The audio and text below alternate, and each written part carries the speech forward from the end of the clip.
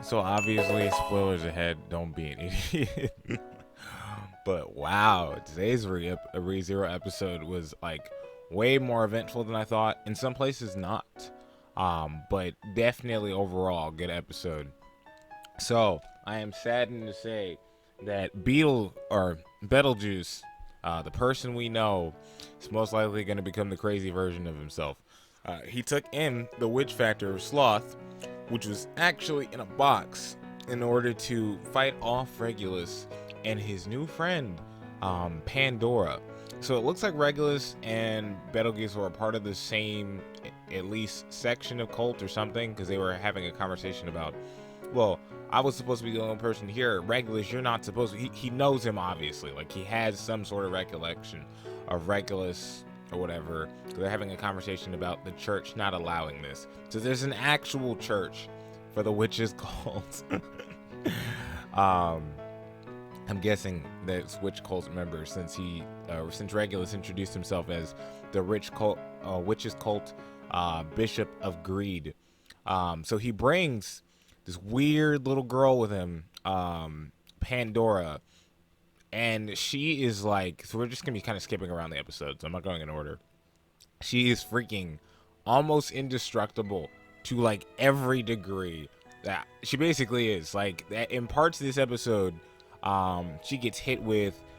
Fortuna just loses it the moment she sees her, so I'm guessing she has something to do with Amelia's parents being dead. And ice, just tons of icicles through her and everything like that. And then she's just back there. She's just normal again. She's not bothered at all. She's just having this weird, well, I respect how much emotion they're showing in this. So, she's on another level of, like, I just don't care energy. Like, she's being attacked. She's being harmed. She doesn't care. She's not that big of a deal. To start off the episode where we did start off, we started off with I think it's Ryuzu Shima, talking about the memories of just Ryuzu Mayor in general. So I think the original, we see Beatrice back in the old days where she's still exactly like herself, a giant tsundere and a jerk. But we see her with Echidna. We don't see Echidna's face for some reason. I just remember that. We never see her, like, eyeballs. We see, like, a shadow over her face, unless I'm not remembering it right. I don't think we see her face. And then in that same thing, Beatrice is now kind of being kind to the however you pronounce her name. I can't say it right now. My brain's on a trip. But it's only after Echidna scolds her for not being nice to somebody else, because you're not that much more special than the other people around you, was her wording in that situation. So Beatrice starts to be nice to her after that, somewhat. She's still her mean tsundere self, but she starts helping her with junk. So one day she comes back to go do, like, the laundry in Sanctuary. She sees Beatrice. Then she asks Beatrice if she can have any help, and then Beatrice is like, why would I help you? And then she goes and helps her anyways, because it's freaking Beatrice. So we now know that there was moments of them in the past, like, she's been there, like, that much longer ago as well. We also see a young, Ram says it's a family member of Roswell, but as far as I remember, isn't Roswell, like, really old? So no, it might actually just be Roswell. But that was very, very interesting to see, and I think that was before he met the witch or before his family met the witch. He was looking for the witch there. But that's where the story basically ends there. We don't get too much important information out of that, except the memories that Beatrice was there, Roswell or one of his family members were there, and then Echidna was there. And then Subaru admits also that he's met the witch, because he asks Garfield, and Garfield's like, no, I've never met her. So then the question is, well, then how does he have the authority of greed, or was commanding the clones the last time? We know the reason why Subaru was doing it. We don't know the reason why Garfield was able to do it. So then we get back to the backstory, right? We already said about Mother Fortuna throwing, like, tons of icicle shards at this lady. Then Beetlejuice tells her to run. She now is carrying Amelia and running away. He takes in the sloth factor, so now we know why he was slowly going crazy. This was a choice, and sadly, it was a choice out of love. It's very ironic, and now I know, or at least we might have a reason why his character is so focused on love, specifically in this manner. So she takes Amelia, runs away. She goes as far away to back over to where their old house place was. Amelia's wondering if it was her fault that this lady's here and that Regulus is as crazy as he is. We get some of the action scenes as they leave. Betelgeuse grabs Regulus by the leg, I guess with the unseen hand. And you just see him fly around. I think he went through a couple of trees, and then Regulus just keeps getting back up. Like, he just does not care after a certain point. And then he just gets angry that he's being interrupted. After Betelgeuse goes back after Pandora, which is her name, the little crazy girl, she doesn't act crazy, but I'm saying crazy because you get crazy energy from her, right? She's quiet. Everything she says is, wow, no, look, Betelgeuse did that sacrifice out of love. That's so great. Like, that's the way she's talking, like real quiet, real calm about the situation. Regulus is listening to her. Like, he even bows at one point. So he goes to swing at her with the unseen hand, and then Regulus just stands back in the way, and all the shots are being blocked. Fortuna says that she loves Amelia, but she has to go. Amelia needs to go with Archie. Archie shows back up. Amelia calls her real mother, but I think she just meant, like, in the term of being raised, because then Fortuna brings up the sister and brother again. So I don't think she meant actually, but who knows, right? But on my mind, if you're asking me right now, so before you leave in the comments, I don't think that's her actual mother. If the anime shows me different, then fine, but I don't actually think that right now. I think she meant in the ways of being raised, like as a mother.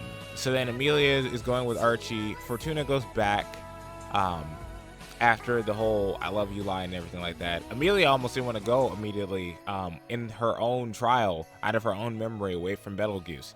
She was trying to watch the entire situation, but then Echidna said it's probably better that we go to the part that you're supposed to be at, where you are. So it was quite interesting to see that you can kind of stay around different parts of your trial, even if you're not really supposed to. I have to wonder, that's like an extra addition that Echidna allowed because it'd be important later, or just because Amelia was being stubborn and didn't want to leave immediately. Amelia, you know, obviously she's like, I love my mother, you know, that's, yeah, how that goes. It's a very emotional moment. She goes with Archie. Archie's running with her on his back, and then he gets hit in the leg with the poison of the black, is it the black serpent? The black serpent, right? And his leg just immediately starts to be taken over by this red junk, and he cuts it off immediately. Amelia and him are on the floor after, like, falling after being touched by the serpent. She has no idea what's going on. He's just like, hey, Amelia, can you go run in that way over those flowers? And she's like, yeah, sure. And he's like, no, I need you to go run now. So she starts sprinting. I'm pretty sure he's dead. So out of all the characters that have been introduced this season, unless they show something of him later, which I'm sure they will, this has been the most inconsequential character.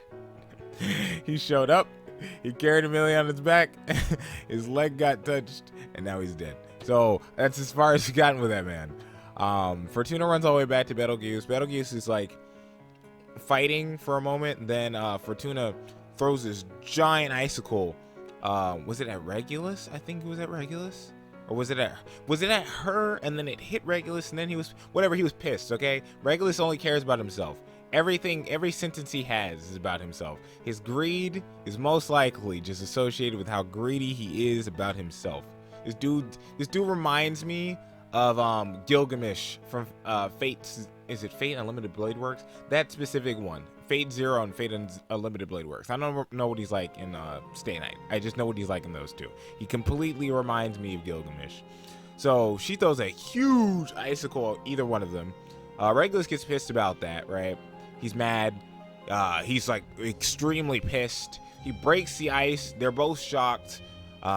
He's walking over to kill him. I think he blows off one of Betelgeuse's arms, because everybody has an arm ripping off fetish in this anime. And he's like, I'm gonna freaking kill him, right? And then Pandora is like, wait, no, I told you not to do that. And so he just like, he looks at her and he goes, but I said I wanted to. And she's like, yeah, I know, but I told you not to do that. And then he blows her to dust, like just blood dust in the air. And you're just like, whoa, oh. And now you're at this point where Regulus, like, they can't even believe that he just did that.